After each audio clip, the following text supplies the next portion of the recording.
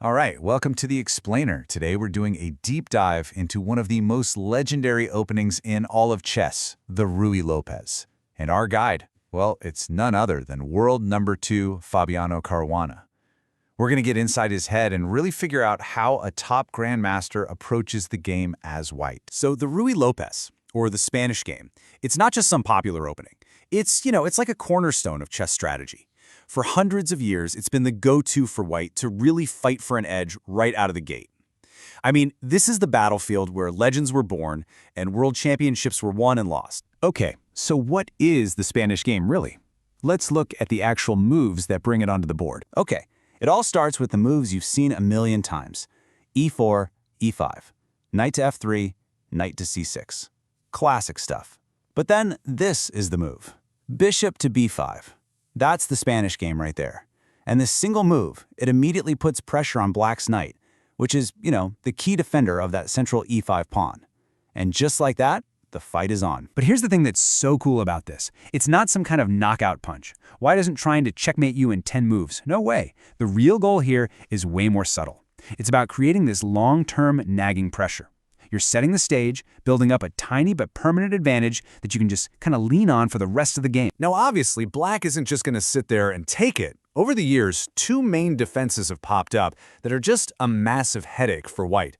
And these two big challenges are exactly what Caruana's entire system is designed to take on. So on one side, you've got the martial attack. This thing is pure aggression. It's a gambit, a pawn sacrifice, all designed to just unleash a ferocious attack on White's king. Total chaos. And then, on the other side, you have the Berlin defense. This is like a fortress, a solid brick wall. Its only goal is to shut White down, trade off the queens, and drift into a super calm endgame, where Black is totally fine. It's literally fire versus ice. So let's talk about the fire first, the martial attack. I mean, this is genuinely one of the most feared weapons Black has. So, how on earth do you deal with it? And this thing has such a cool backstory. The American champion, Frank Marshall, supposedly kept it hidden for years, just waiting for the perfect moment, and he finally unleashed it against the legendary world champion Capablanca.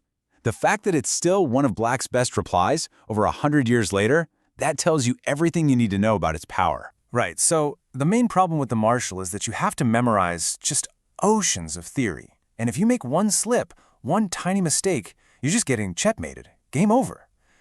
So instead of trying to fight that fire head-on, what does Caruana say we should do? His advice? Don't walk into the fire in the first place. Simple as that. Caruana goes for this really clever system called the anti-martial. The whole idea is to sidestep the big theoretical fight and ask Black a bunch of new questions. Questions they probably haven't prepared for. And what's so great about this anti-martial is that it's all about understanding ideas, not just memorizing moves. Right away, White starts putting pressure on Black's pawns over on the queen's side. It's a much slower, more strategic game. You're not looking for a quick knockout. Instead, you're playing for a long-term advantage, making Black uncomfortable from the very beginning. And this is such a great example of how a top player thinks. By focusing on the queen side so early, White creates this permanent little problem for Black to deal with, that A6 pawn. And that pawn, it can become a nagging target for the entire game. It's a weakness that gives White this constant, simmering pressure. Okay, on to challenge number 2, the notorious Berlin defense. If the martial was fire, the Berlin is a fortress of pure ice.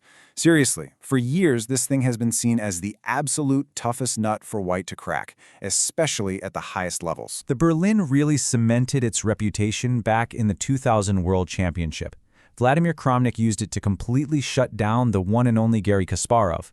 Kasparov, the greatest of all time, literally could not win a single game against what everyone started calling the Berlin Wall.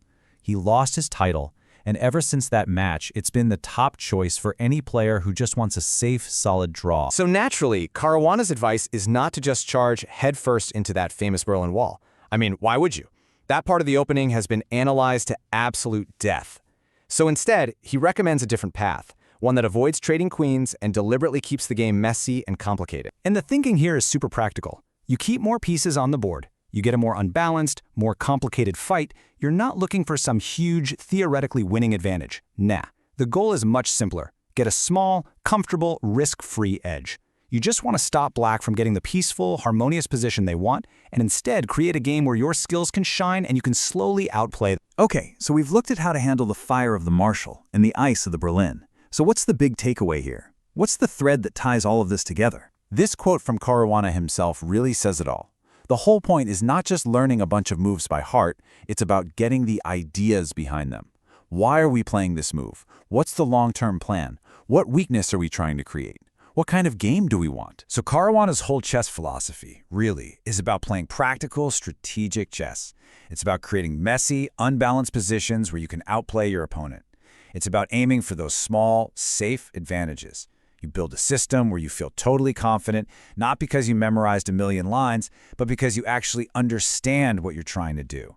It's all about deep understanding over just memorizing. You know, what this guide from Caruana really shows us is that chess, at its core, is a battle of ideas. It's not just about who knows more moves. It's about who has the better, deeper plan. So the next time you sit down to play, don't just think about your next move. Ask yourself, what's your big idea?